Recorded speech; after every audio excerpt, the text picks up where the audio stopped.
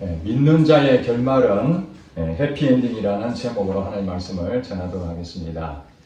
지난주에 나오신 분들은 지난주 설교를 다시 한번 돌이켜 보시기 바랍니다. 하나님을 경외하는 자에게 하나님은 긍휼을 베푸신다. 그렇게 말씀을 전했습니다. 하나님은 사랑이 많으시고 인자하시고 자비로우시고 긍휼이 많으시고 이것을 누구에게 베푸신다고요? 하나님을 경외하는 자에게 주시는 복이라는 것입니다. 이 경외한다는 것은 여러 가지가 있습니다만 하나로 말씀을 드리면 전도서 3장 6절 말씀입니다. 범사의 그를 인정하라. 그리하면 그가 너의 길을 지도하시리다. 그 말씀입니다. 모든 일에 하나님을 인정하는 겁니다. 하나님을 신뢰하는 것입니다. 하나님을 늘 의식하고 사는 것입니다. 그 사람이 바로 경외하는 자입니다. 우리가 하나님을 믿는다 하는 것은 이렇게 예배 드리고 교회에 와서 이렇게 교제 나누고 이런 것도 믿음의 한 부분일 수 있습니다. 그러나 그것만 가지고 우리가 하나님 믿는다 이렇게 말하기는 많이 부족합니다. 다시 말씀드리지만은 교회에 와서 함께 예배 드리고 찬양하고 기도하고 또 말씀을 듣고 깨달아지고 하나님을 높여드리는 이 모든 행동들이 사실은 하나님을 경외하는 한 부분입니다.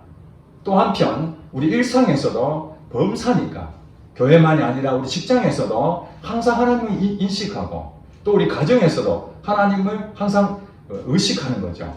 만약에 여러분 삶 가운데에 하나님이 여러분 안에 늘 같이 있다는 것을 생각한다면 여러분 행동이 그렇게 마음대로 할 수는 없을 것입니다. 만약에 여러분이 무언가 잘못하고 있는데 누군가 보고 있다면 여러분 마음이 어떻습니까? 수치스럽고 부끄럽고 안 하죠.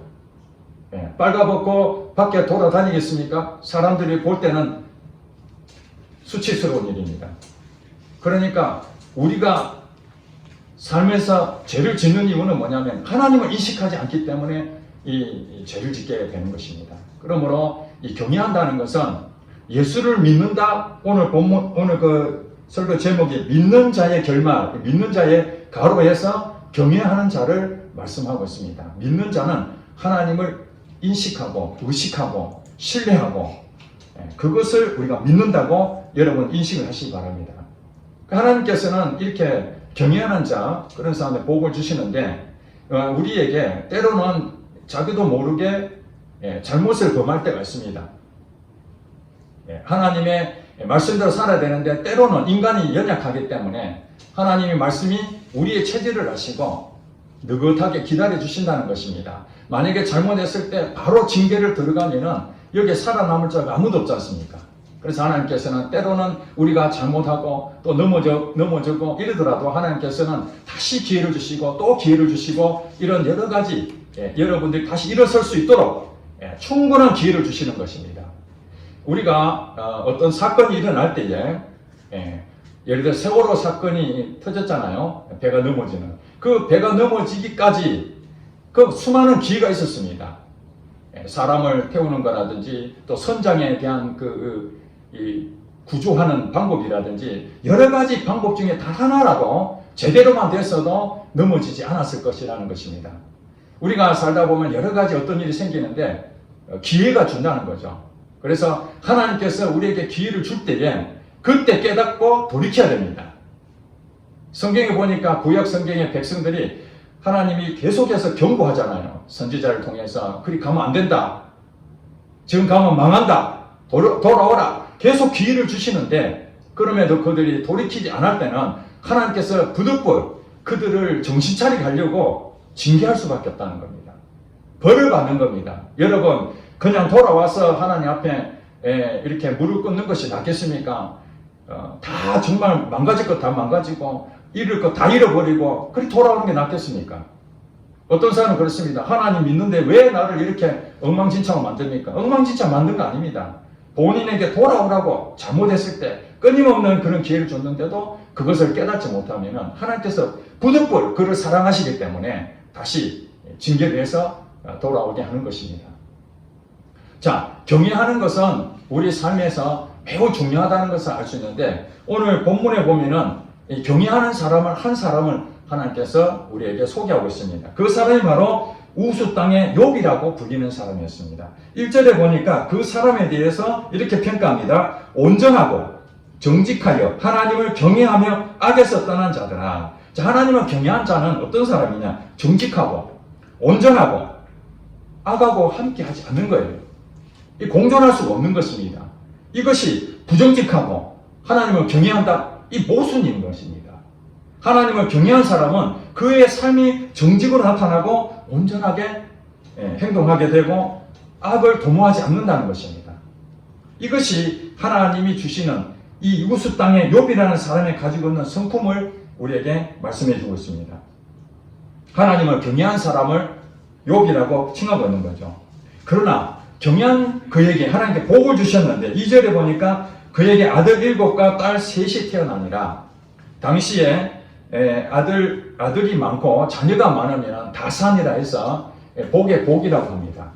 그때 농사 문화 많기 때문에 사람들이 많다는 것은 그 재산이 많은 거예요. 오늘 이 욥은 시대적으로 봤을 때 아브라함과 동시대 인물이라고 그렇게 추정을 하고 있습니다. 자, 3절에 보니까 그의 소유물, 재산이 얼마나 많으냐. 양이 7,000마리고 낙타가 3,000마리고 소가 500개이요 암나귀가 500마리고 종도 굉장히 많았다. 이 사람은 동방 사람 중에 가장 훌륭한 자라고 한마디로 말해서 요즘 말해서는 최고의 사람이다. 이렇게 욥기서 1장 1절부터 3절까지 그렇게 설명하고 있습니다. 그리고 욥에 대해서 또 5절에 보니까 중간 이하에 보면은 욥이 말하기를 혹시 내 아들들이 죄를 범하여 마음으로 하나님을 욕되게 하였을까 합니다. 어떤 생일잔치 하는데 생일잔치 끝나고 난 다음에 그들이 혹시 파티하면서 죄를 범할 수도 있잖아요. 너무 쾌락적으로 가고 즐겁다 보니까 술에 취할 수도 있고 여러 가지 어떤 상황이 발생할 수 있는데 그런 것 때문에 혹시 죄를 범할까봐 그들을 위해서 번제를 드리고 제사를 지냈죠. 제사를 지내고 그러면서 욥이 하기를 내 아들들이 죄를 범하여 마음으로 하나님을 욕되게 할까 이렇게 생각했다는 거예요. 이것이 욥의 행위가 항상 이러하니라. 하나님을 경외하는 사람이 어떻다고요? 하나님을 의식하며 사는 거예요. 아이들이 생활하는데 너 마음대로 살아라 아니라 그 아이가 정말 하나님 앞에 하나님과 함께하는 그렇게 살고 있는가? 노심초사 늘 생각하고 주의 깊게 살펴보고 잘못된 길 가면은 그리 가면 안 된다. 하나님 보고 계신다. 그렇게 바르게 인도하는 그런 모든 행위들이 하나님을 의식하며 살았기 때문에 욥의 행위가 항상 이러했다고 설명하고 있습니다. 자, 여러분들 봤을 때 부담스럽죠? 욥은 참 온전하고 정직하고 경외하고 악에서 떠난 자고 또 아들들의 죄를 범할까봐 늘 제사를 지내고 이렇게 어떻게 사나? 오늘날 세상에 악한 일들이 얼마나 많고 또 회사를 다니랴 돈 벌랴 취미생활 하랴 할 일이 굉장히 많은데 언제 하나님을 경외하고 하나님의 의식하며 살 수가 있겠는가? 현실적으로 너무 불가능한 얘기다. 이 욥이라는 사람은 우리에게 너무 수준이 높아서 할 수가 없다. 그래서 여러분들은 어떻게 생각하십니까? 그저 예배나 좀 드리고 교회에서 말하는 몇 가지만 잘 지키면은 그래도 내가 큰 상은 못 받더라도 조그마한 거라도 누구 말 맞다나 떡고물이라도 떨어질 그 정도만이라도 좋지 않겠나 이렇게 생각하는 사람이 굉장히 많을 것입니다. 이 욥이라는 사람은 사실은 완전한 부분이라는 것을 우리가 상징적으로 보이고 있죠. 흠결이 있다고 이렇게 말하지 아니하고 사람으로서는 사실 갖출 수 있는 건 다 갖췄다. 이런 의미로 욥이라는 걸 상징적으로 보여주고 있는 것입니다. 신약 성경을 보면은 예수님을 상징적으로 볼 수 있겠죠. 예수님도 사실은 사람의 몸으로 이 땅에 오셨지만은 그분 자체가 하나님이시잖아요. 죄가 없는 사람의 몸. 그분이 바로 예수님이셨습니다. 그분은 항상 정직하고 하나님과 늘 소통하는 하나님 아들로서 아버지 하나님과 늘 경외하며 악에서 떠난 분이 바로 예수님의 한 모델입니다. 그리고 구약의 모델은 욥이라면 신약의 모델은 예수님이라고 볼 수 있습니다. 자, 이렇게 이런 사람들에게 어떤 일이 벌어지는가? 이제 여러분 잘 보시기 바랍니다. 6절에부터 이제 한 사건이 생깁니다. 하루는 이게 무슨 말입니까? 어느 날 여러분 인생 가운데에 하나님을 정말 경외하고 하나님을 의식하며 살고 있는데 여러분들에게 참 하나님 주시는 복도 많이 있고 그랬는데 어느 날 여러분에게 예기치 않는 한 사건이 일어날 수 있다 이런 얘기입니다. 6절에 보니까 하루는 하나님의 아들들, 이거는 천사들을 얘기합니다. 하나님의 아들들이 와서 여호와 앞에 섰고 사단도 그들 가운데 온지라. 아마 천상에서 어떤 상황이 일어난 것을 우리에게 보여주고 있습니다. 자, 7절에 보니까 여호와께서 사탄에게 이르시되 너가 어디서 왔느냐? 사탄이 여호와께 대답하여 이르되 땅을 두루 돌아 여기저기 다녀왔나이다. 자, 사탄이 어디로 다녀왔다고요? 이 세상에, 이 지구 땅에 여기저기 돌아다녔다는 거예요. 사탄도 뭔가 한다는 거죠. 사탄 가만히 있지 않습니다. 여기저기 지금 돌아다니고 있습니다. 그래서 하나님께서 8절에 사탄에게 이제 묻습니다. 네가 내 종 욥을 봤느냐? 오늘 본문의 주인공이었던 이 욥에 대해서 하나님은 사단에게 얘기합니다. 너가 여기저기 돌아다녔는데 그 많은 사람 중에서 혹시 내 욥이라는 그 자를 혹시 봤느냐? 이렇게 말합니다. 그러면서 하나님이 욥에 대해서 어떻게 설명합니까? 그와 같이 온전하고 정직하여 하나님을 경외하며 악에서 떠난 자는 세상이 없다.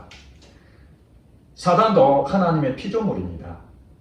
맞짱을 뜰 그런 관계는 아닙니다. 그러나 하나님께서는 우리가 알지 못하는 하나님 깊은 뜻을 알 수가 없지만 이 땅에 이 사단이란 존재가 있다는 것을 우리에게 가르쳐주고 이 사단이 하는 일은 하늘에서 쫓겨나서 이 땅을 지배하는 그런 존재가 됐습니다.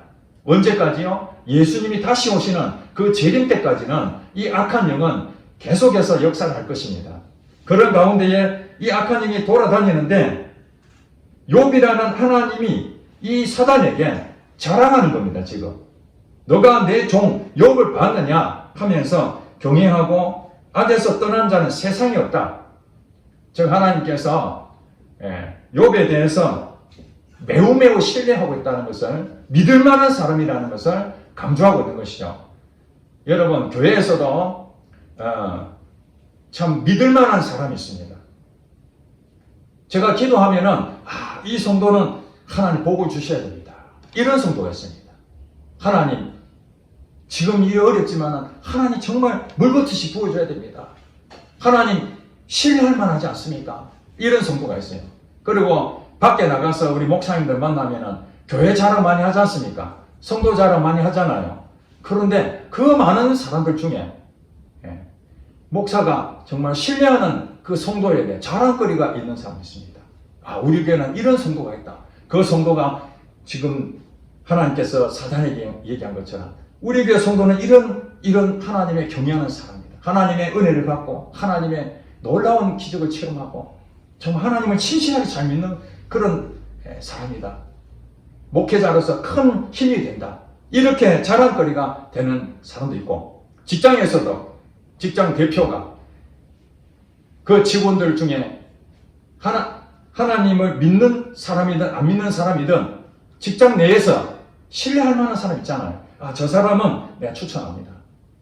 혹시 거기에서 우리 일에 큰 프로젝트가 있는데 함께 할 만한 능력이 있고 사람 성품도 좋고 괜찮은 사람 추천해 주세요 하면 그 회사의 대표가 보고 그 중에 최고로 마음에 드는 신뢰할 만한 사람을 추천하는 경우가 있지 않습니까?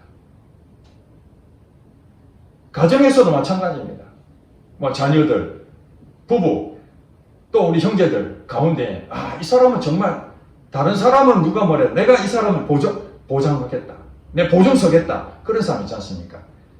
하나님께서 이 사단에게 믿음이라면 이 하나님을 경외하는 그 가장 탁월한 사람의 욥을 이렇게 추천한 겁니다.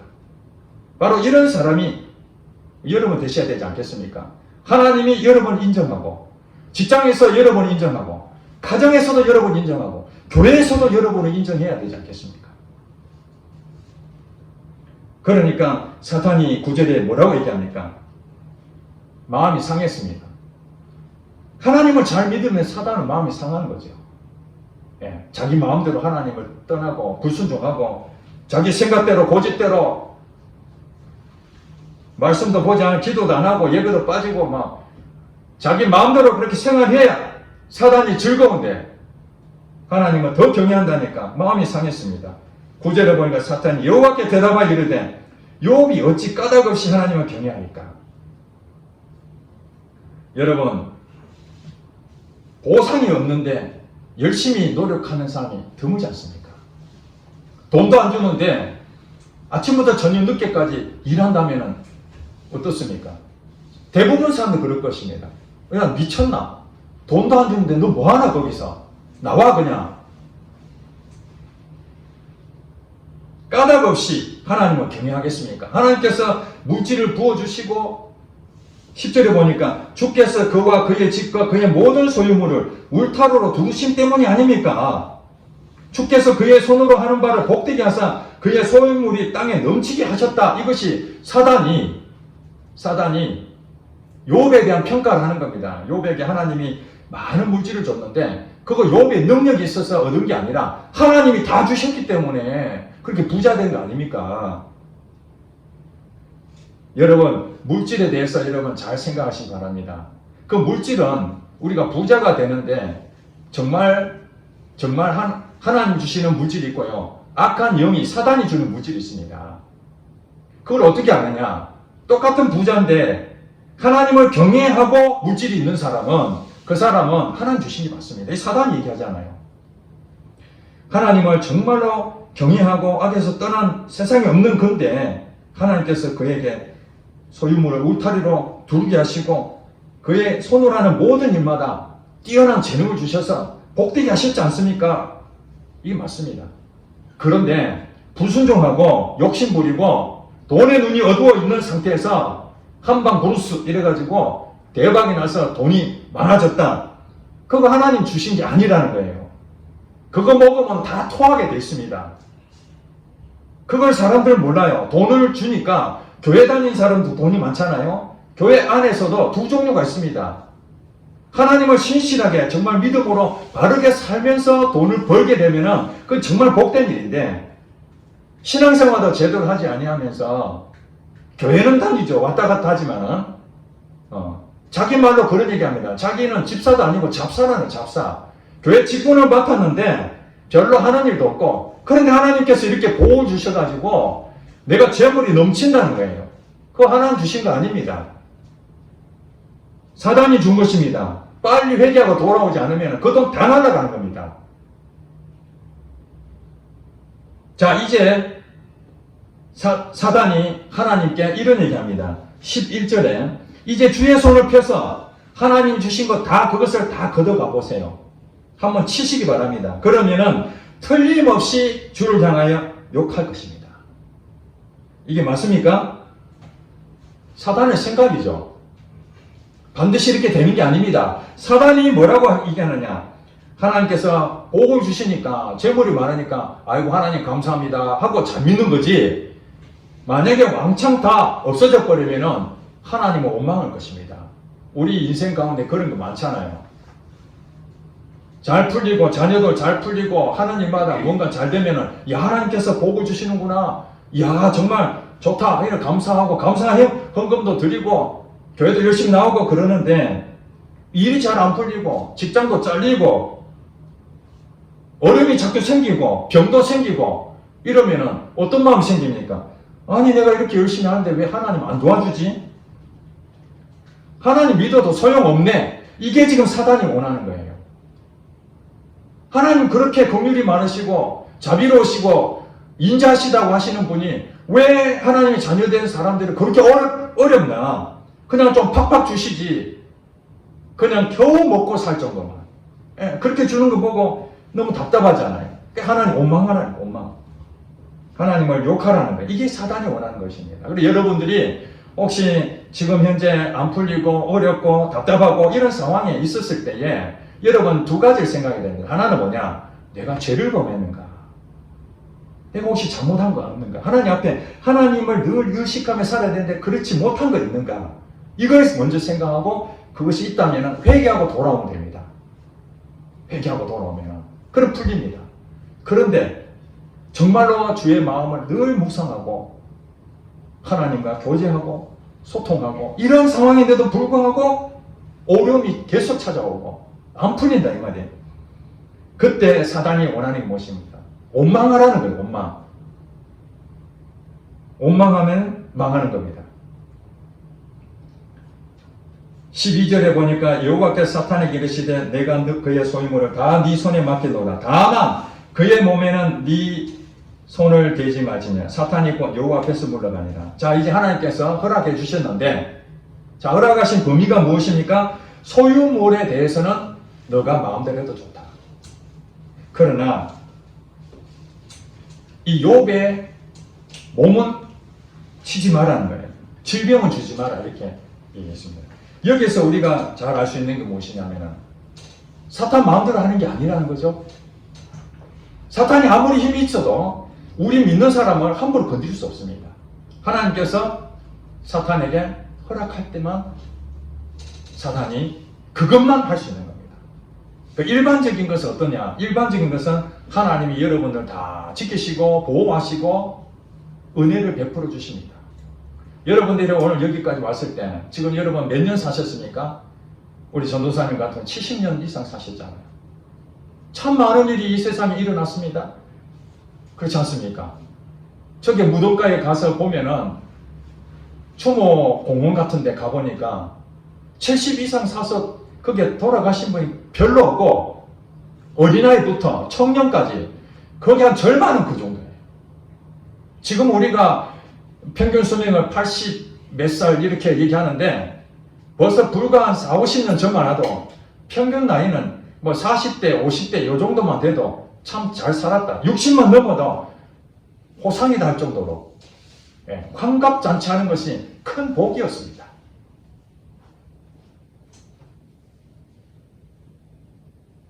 하나님 믿는 사람들, 하나님께서 소유물을 다 주시고 건강도 주시고 여러분 지켜주시기 때문에 여기까지 오는 거예요.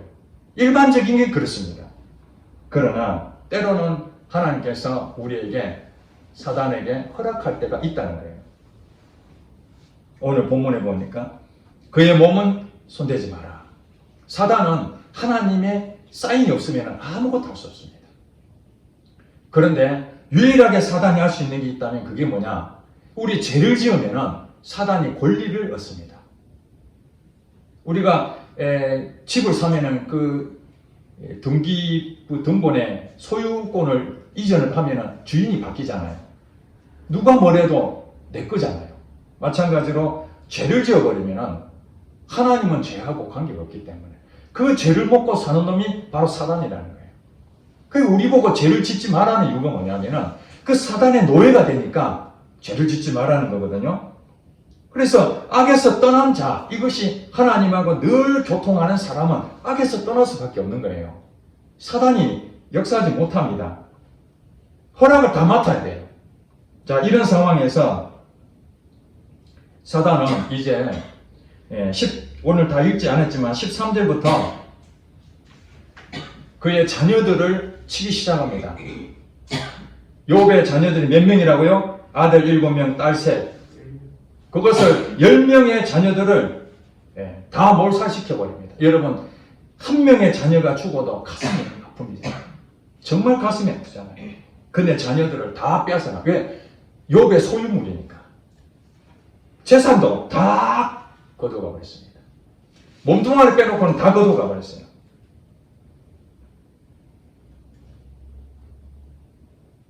욥이 이런 일을 당할 줄 알았습니까? 오늘날 갑자기 찾아온 겁니다. 욥은 지금 자기가 왜 이런 일이 일어난지 상상도 못했습니다. 하늘에서 사탄과 하나님의 서로 대화한 내용을 우리는 여기서 적나라하게 지금 보고 있지만은 욥은 이 상황을 전혀 모르는 상황에서 하루아침에 다 재산을 잃어버리고 자녀들도 다 잃어버리고 몸뚱아리 하나만 딱 남아있는 이 상황에 처했다는 거예요. 여러분, 하나님께서 다 막아줄 수 있는데 왜 사단에게 몸만 남겨두고 나머지는 다 하라겠을까요? 욥이 믿는 하나님, 그 하나님은 귀로만 듣던 하나님이었습니다. 하나님을 눈으로 직접 보지 못하고 귀로 듣는 하나님. 여러분 신앙생활 하다 보면은 이제 듣게 되잖아요. 하나님이 어떤 분이시고 천지 창조하시고 예수님이 우리를 위해 죽으시고 부활하시고 성경에 대해서 배우고 여러분들 이제 하나님에 대해서 많은 지식을 얻게 됩니다. 거기에 대해서 믿음을 가질 수 있습니다. 경험이 없어도 이 성경을 진짜 믿는 사람들도 많이 있습니다. 그런 상황에서 하나님을 진짜 경외했던 그런 사람들 가운데에 하나님께서는 이제는 때가 되어서 한 단계 업그레이드 시킬 그런 사람들에게는 하나님께서 사단이 끊임없이 공격하는 그 대상자가 바로 이 하나님을 인식하고 하나님을 경외하는 사람이라는 거예요. 사단은 죽은 자를 손 건드리지 않습니다. 영적으로 죽은 자는 자기 밥이거든요. 여러분 전쟁터에서 포로로 잡았는데 포로를 무서워하겠습니까? 갇혀있는데 힘이 있는 상대편에 대해서 무서워하는 거죠. 힘이 넘치는. 그러니까 욥같이 하나님을 경외한 자가 사단으로 말하면 굉장히 강대한 자입니다. 강한 자입니다. 영적으로 죽은 사람들, 신앙적으로 하나님을 신뢰하지 아니하고 자기 마음대로 사는 사람들은 이미 그 노예가 됐기 때문에 사단은 꼼짝 안 합니다. 그냥 한 방에 끝내버리기 때문에, 잡혀있기 때문에 그 손아귀에서 벗어날 수가 없습니다. 구해주지 않는 한은. 그래서 예수님께서 마귀로 눌린 저들을 고쳐주신다고 성경이 말하지 않습니까? 마귀로 눌려있던 거예요.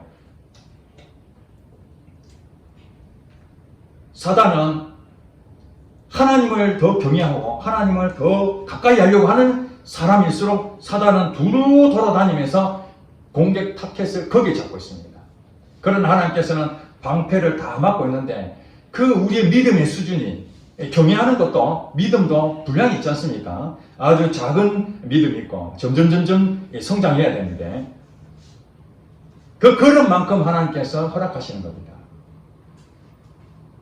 고린도전서 10장 13절에 보면은 사람이 감당할 시험 밖에는 하나님께서 주시지 아니하시고 하나님이 감당할 수 없는 것은 아예 주지 않지만은 혹시 우리에게 시험이 오더라도 피할 길을 주신다고 했어요. 즉 말해서 여러분들이 어느 날 여기 보니까 하루는 했는 것처럼 여러분들이 하나님하고 관계를 맺고 있는데 어느 날 어떤 일이 벌어지더라도 그것이 뭐냐? 여러분의 그릇을 맞춰서 하나님께서 사단에게 이거는 하지 말고 이거는 해라. 그만한 수준을 여러분에게 공격을 하게 됩니다. 여러분 수준에 맞게끔 시험이 온다는 거예요. 그러니까 두려워하지 말라는 거예요. 여러분들이 어떤 일을 당하더라도 이제 죽을 것 같다. 여기서 더 이상 안 되겠다. 그게 내 생각이지. 하나님께서는 죽을 것 같은 그 상황에서도 하나님은 반드시 그것을 감당할 만큼 주고 더 이상 감당을 못하면 어떻게 하다고요? 피할 길을 주신다는 거예요. 그런 분이 하나님이신 거예요. 피할 길을 준다. 그러니까 어떤 일이 생기면 하나님께서 나를 업그레이드 시키려고 하는구나.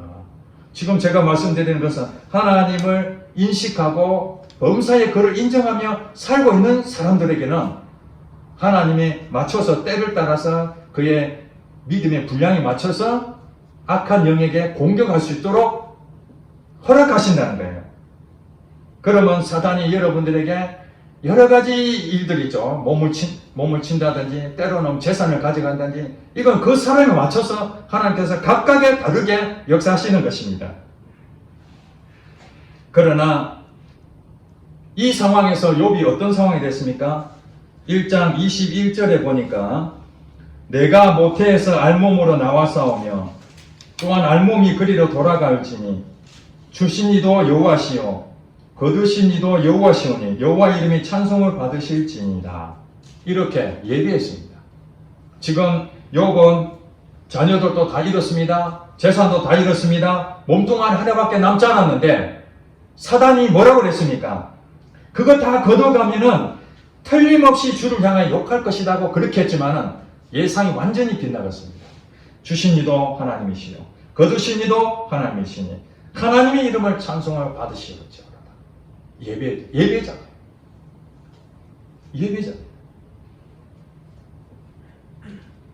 하나님을 예배하는 사람은 하나님이 하나님 주신 이것 가지고 이 재산, 많은 것들, 남들이 안 가진 것들, 이것 때문에 하나님 믿는 것이 아니라 정말 하나님 믿는 사람은 아무것도 없어도 하나님을 찬양하고 주셔도 감사하고 없어도 감사하고 여러분 힘들어도 감사하고 이게 왜 그렇습니까? 오늘 그거 가르쳐 주려고 하나님이 사단에게 한번 해봐라는 거예요. 나를 신실하게 믿는 자는 너가 생각하는 것처럼 주니까 복을 받으니까 하나님 믿는 게 아니라는 거예요. 정말 하나님 그분 때문에 아무것도 없어도 좋다는 거예요. 왜냐하면 태어날 때부터 가지고 온 것이 아니라 갈 때도 아무것도 없이 가니까. 여러분 문제만 해결되면 하나님은 신실하게 믿겠다 그렇게 생각하면 안 된다는 거예요. 지금 현재 여러분 빚이 있어도 하나님을 신뢰하시기 바랍니다. 여러분 지금 병이 안 고쳐지고 지금 여전히 병이 있어도 여러분 하나님을 신뢰하시기 바랍니다.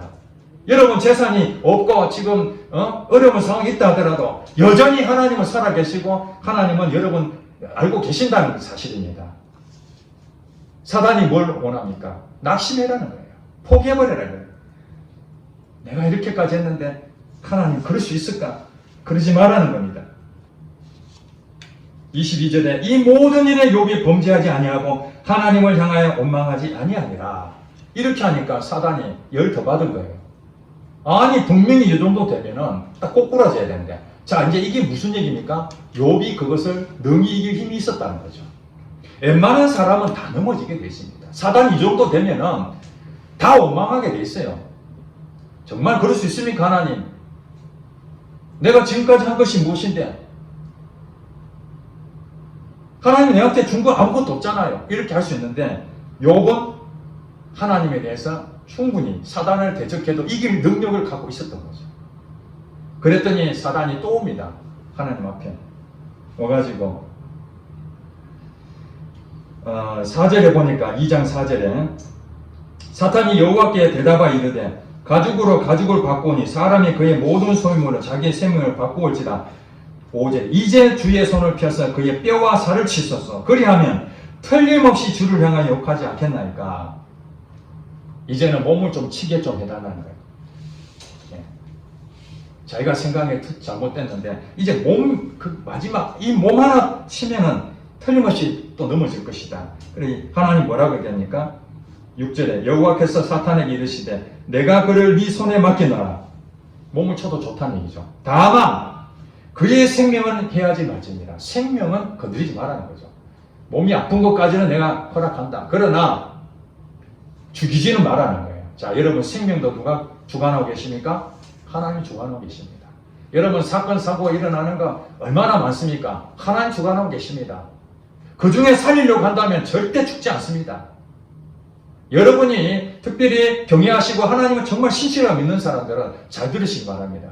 여러분 사명이 아직 남아있는 한은 절대 죽지 않습니다. 왜 그렇습니까? 하나님의 일을 해야 되기 때문에. 하나님이 쓰시기 때문에. 그러고 난 다음부터 이제 욥이 많은 고난을 당합니다. 자기 사랑했던 아내마저도 하나님 원망하고 죽으려고 떠나버립니다. 이제 완전히 자기 혼자밖에 남지 않습니다.